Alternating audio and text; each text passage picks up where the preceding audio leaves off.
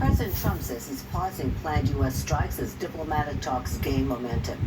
But questions remain about whether a deal can hold. Washington correspondent Hannah Brandt has the latest.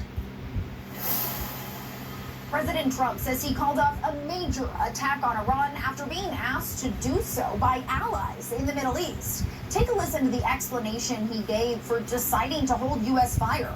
It would have been a massive attack. We're all set to go, but when the allies ask to call it off, you got to sort of say, well, let's see. And the reason they asked is I think there's a deal.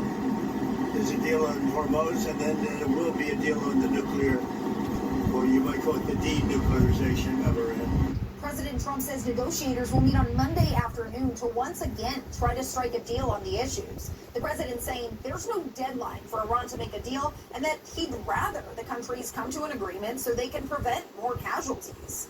Of course, this is not the first time we've seen a pause in this fighting with Iran as leaders say they've made progress on a deal, only for that to then unravel and the area to return to strikes. President Trump continues to insist Iran is begging the U.S. to make a deal.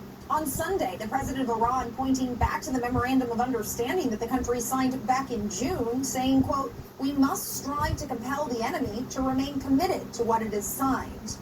This conflict with Iran has now been going on for more than 5 months, and during that time, it's claimed the lives of 18 American service members.